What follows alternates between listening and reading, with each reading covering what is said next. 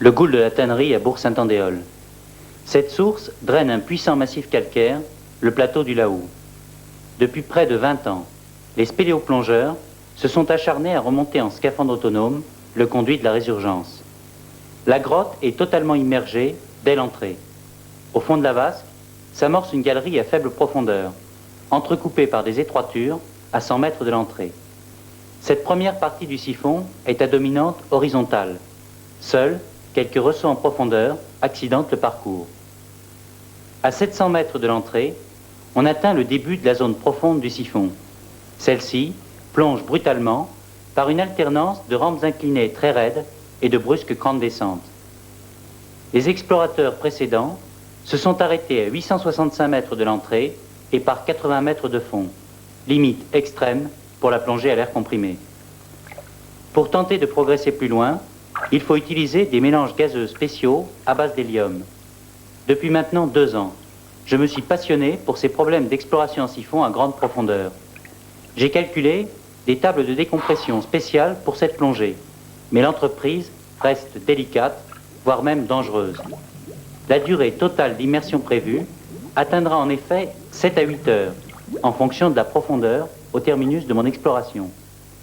Mais avant de réaliser celle-ci, il me faudra porter et déposer à 700 mètres de l'entrée 6 bouteilles relais qui serviront pour les paliers de décompression après la plongée de pointe.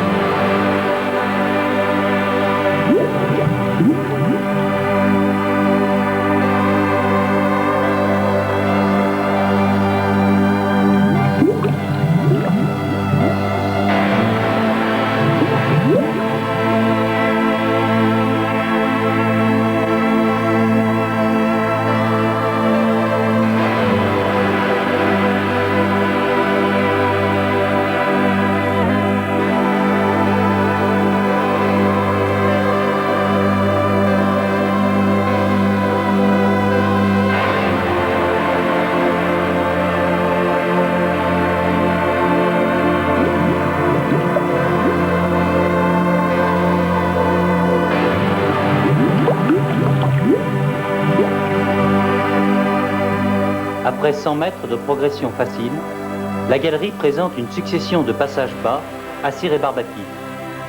Ceux-ci, toutefois, ne sont pas limites. Avec un peu d'habitude et au prix de quelques raclements de bouteilles, je parviendrai à les franchir en transportant sur moi jusqu'à 4 bouteilles relais accrochées au centre de mon scaphandre dorsal.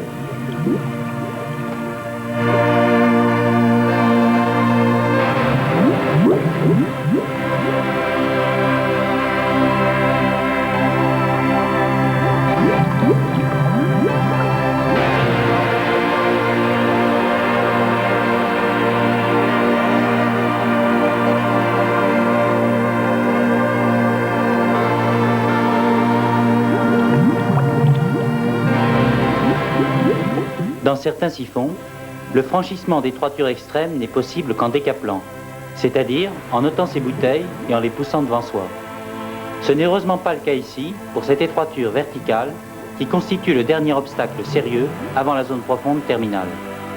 Après quelques essais malheureux, j'ai trouvé la méthode idéale pour la passer. Je m'y laisse glisser, les pieds en premier, et une fois l'étroiture franchie, je tire à moi à l'aide de cordelettes les bouteilles relais, comme de vulgaires sacs. Une fois la technique bien rodée, il suffit de quelques minutes pour accéder de l'autre côté du rétrécissement.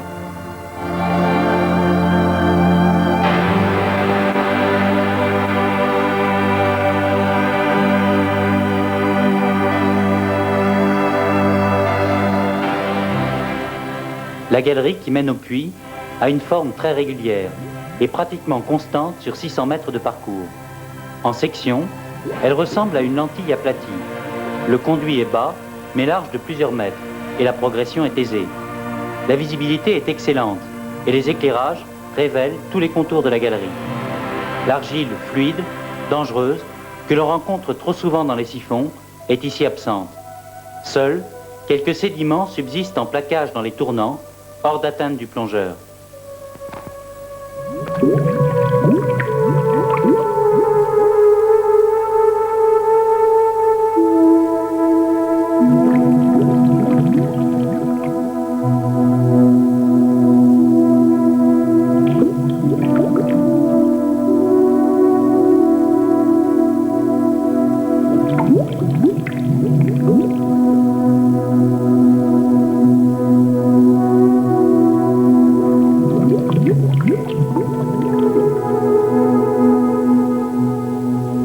Les bulles d'expiration s'accumulent en pression dans les coupoles et marmites de la voûte.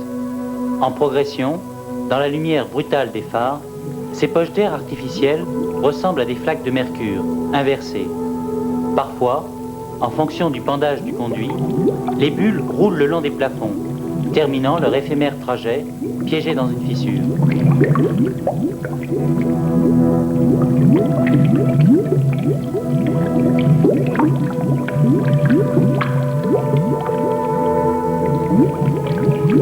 Après de nombreux passages dans cette galerie, j'ai appris à mieux observer ses habitants.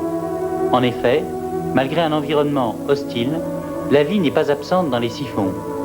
Les Niphargus, par exemple, y sont très répandus et d'observation courante. Souvent, ils se détachent des voûtes au passage des plongeurs. Mais c'est la première fois que j'ai pu observer ces minuscules vers plats, véritables créatures de cauchemar, qui rampent inlassablement sur la roche. La rencontre de cette sangsue, en quête d'une nourriture improbable, est aussi peu fréquente en grotte noyée. C'est la troisième fois seulement que j'ai pu en rencontrer un spécimen en un peu plus de 1300 plongées réalisées jusqu'à ce jour.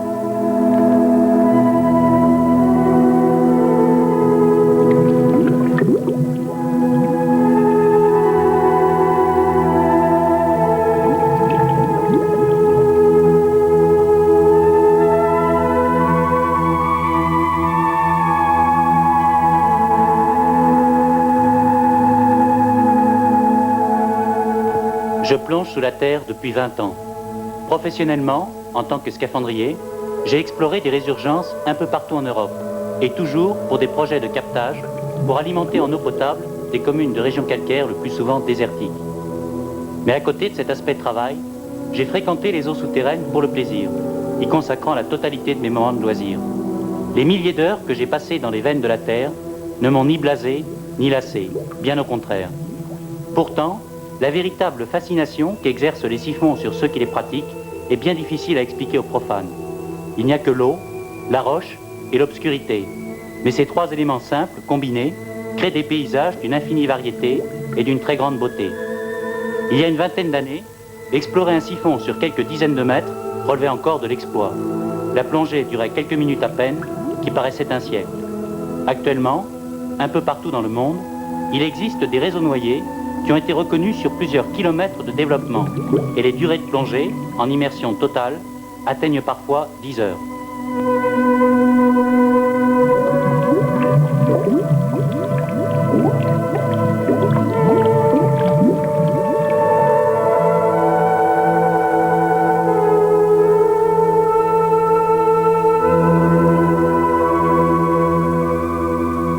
« 700 mètres de l'entrée du siphon.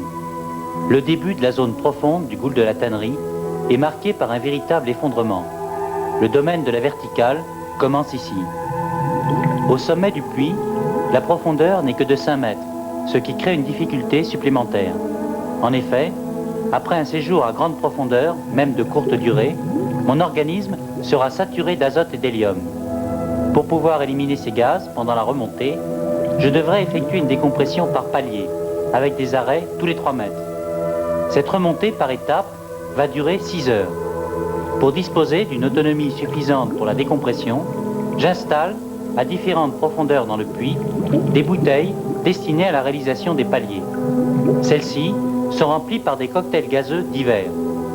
À moins 45 mètres, premier dépôt de 2 bouteilles d'air comprimé. À moins 24 mètres, un premier type de mélange suroxygéné. À moins 15 mètres, un autre mélange d'oxygène et d'azote. Enfin, au palier de 6 mètres, une bouteille d'air comprimé et une autre d'oxygène pur. Au total, 6 scaphandres contenant 27 mètres cubes de gaz.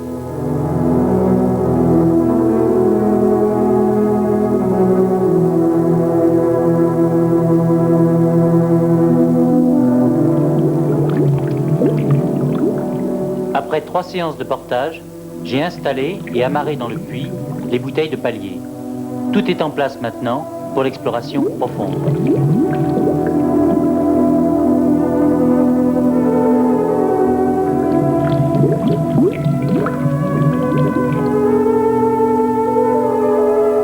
La préparation des mélanges de gaz que je vais utiliser pour cette plongée est une opération complexe.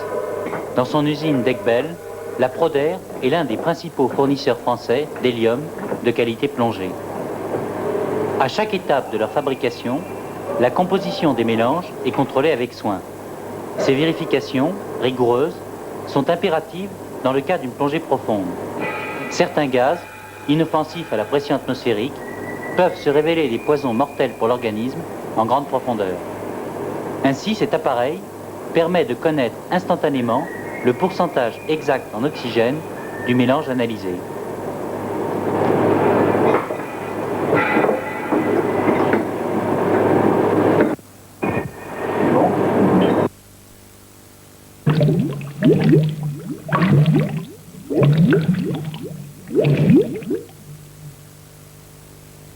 Samedi 18 septembre, midi. Depuis 6 heures ce matin, je prépare minutieusement mon équipement. Pour cette plongée exceptionnelle, j'ai essayé de ne rien laisser au hasard. En plus des 6 bouteilles déjà entreposées dans le siphon, j'emporte avec moi 3 scaphandres relais supplémentaires que je vais utiliser pour le trajet de 700 mètres jusqu'au puits.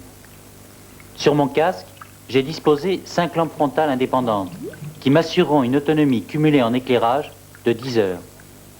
Je sais déjà que la principale difficulté de cette plongée sera l'interminable décompression en fin d'exploration, épreuve tant physique que morale. En prévision de celle-ci, j'emmène dans un sac de la nourriture concentrée et de la lecture pour les paliers. J'ai également une petite trousse à outils avec quelques pièces de rechange qui me permettront éventuellement de réparer sous l'eau une avarie sur l'un quelconque de mes 12 détendeurs. Je viens de quitter Marie-Jeanne et la surface. J'ai essayé de tout prévoir pour cette plongée, mais je ressens pourtant une profonde inquiétude. Le niveau de la résurgence a encore baissé d'1 mètre depuis le dernier portage. L'eau est trouble dans les 50 premiers mètres du siphon. Curieusement, la limite avec l'eau limpide est bien marquée.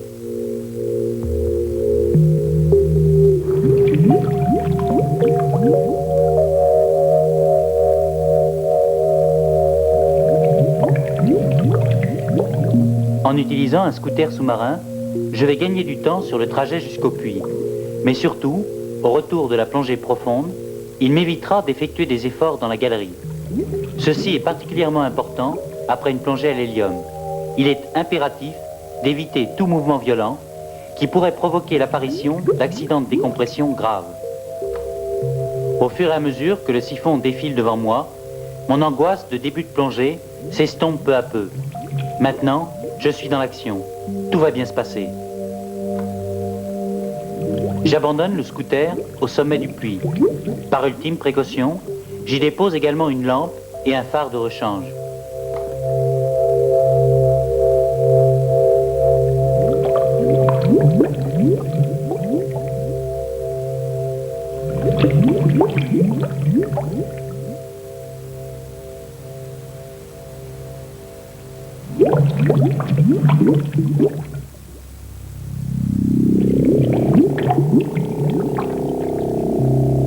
Une fois franchi la lèvre du puits, le siphon change complètement d'aspect. Tout le système de galerie profonde est creusé aux dépens d'une faille. Les conduits plongent fortement, avec de brusques changements de direction de 180 degrés. Cette partie du siphon m'est déjà familière, car j'y ai effectué une plongée de reconnaissance, à l'air comprimé, jusqu'à moins 70 mètres. Je change de mélange gazeux à la frontière de la grande profondeur. C'est le moment le plus délicat d'une plongée en grotte à l'hélium, car il existe un risque de syncope non négligeable au moment du changement de gaz.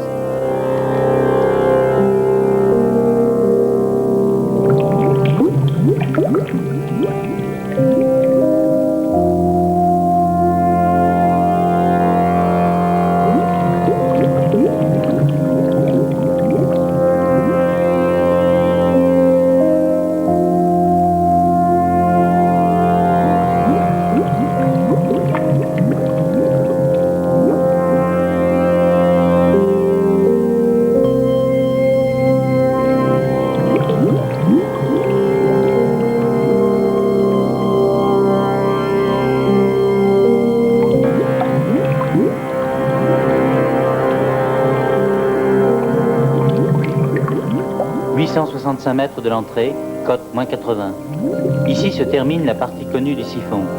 Je dois poser un nouveau fil d'Ariane à partir de ce point. Il me servira de guide, indispensable pour le retour.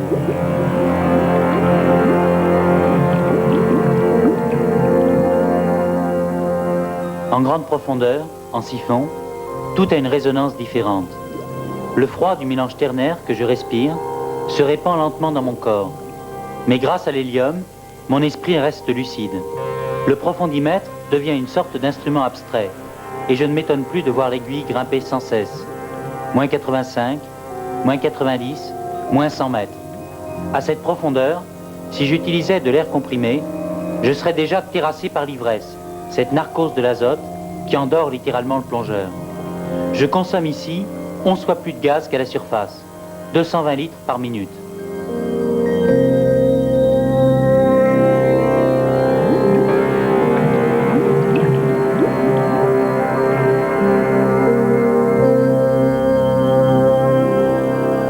J'ai dû changer d'état géologique, car des bancs de silex apparaissent en saillie sur les parois de la galerie, qui est creusée dans un calcaire blanc très pur. Après avoir parcouru 100 mètres de conduit horizontal, j'arrive au sommet d'un nouveau puits de section imposante. En purgeant l'air de mon vêtement étanche, je m'y laisse glisser. Distance, 1020 mètres.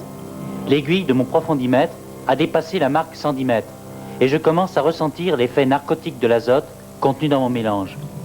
Une lame d'érosion géante partage le puits en deux. Elle sera mon point d'arrêt. Mais avant de faire demi-tour, j'essaye de sonder le puits avec mes éclairages. Loin, en dessous de moi, je devine un palier en forte pente qui doit se situer vers la côte moins 125 mètres. La partie découverte, au cours de cette exploration, développe 160 mètres de galerie, dont près de 100 mètres au-delà de la côte moins 100. L'exploration en profondeur a duré à peine 30 minutes. Mais il va falloir que j'effectue 6 heures de décompression avant de pouvoir regagner la surface.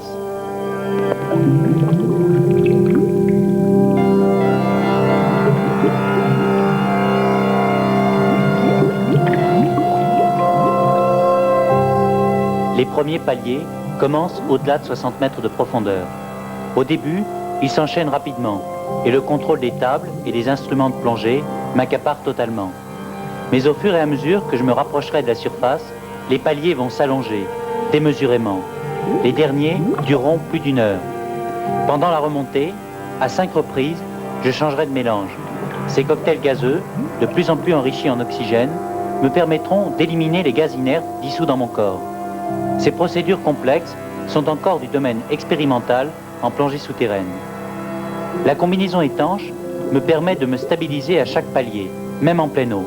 En la remplissant d'air, ou au contraire en la purgeant, on lui fait jouer le rôle d'un ballast, et il devient possible de s'équilibrer parfaitement à toutes les profondeurs.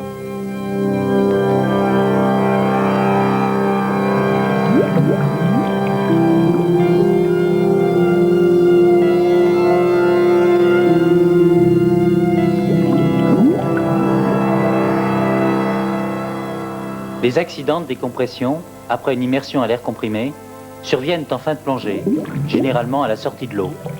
À l'opposé, après une plongée à l'hélium, les risques d'accident sont maximum pendant les premiers paliers profonds, ce qui crée un stress supplémentaire pendant le début de la décompression.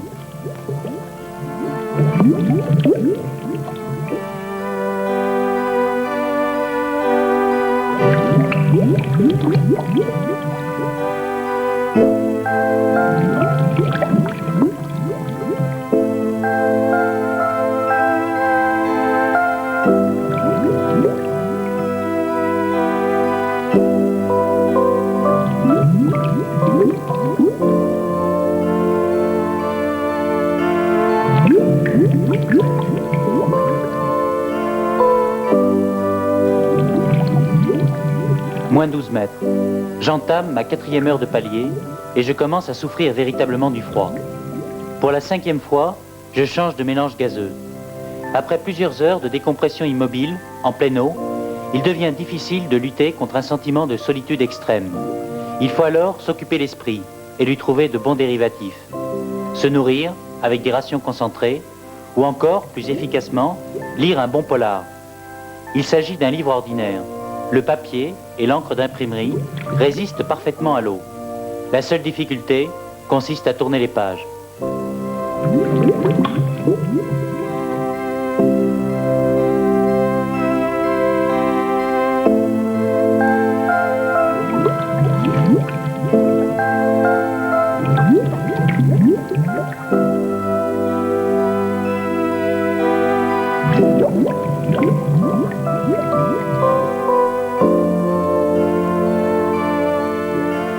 À partir de 12 mètres de profondeur, je respire des gaz avec de très fortes concentrations en oxygène pour accélérer le processus de la décompression.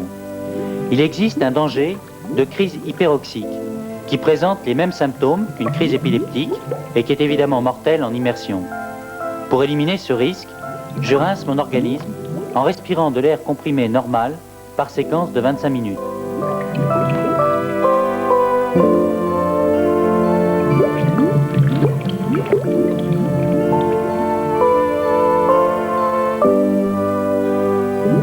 Après 7 heures de plongée, je termine mon palier de 6 mètres dans un brouillard de particules en suspension, arraché aux parois du puits par le ramonage de mes bulles d'expiration pendant des heures.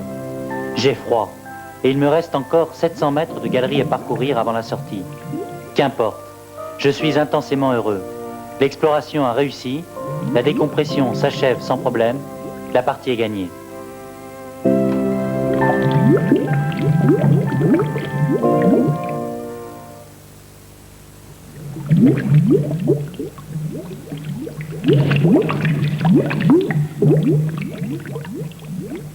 7h30 après mon départ, Marie-Jeanne aperçoit les premières bulles qui crèvent la surface. Ça va? Well, Eh ben ça redescend. ça redescend. Je suis remonté à voie 90. J'ai fait un bout de galerie à voie 90. Et je suis arrivé sur un puits. Descend super faille. Je me suis arrêté à moins 110 dedans, je voyais à moins 125. Il était temps que je rentre. J'étais dans les 80 mètres de Mais fil d'Ariane. Oh, apparemment, sauf que j'ai pissé dans mon volume au palier de 6 mètres, je pouvais plus le retenir. OK.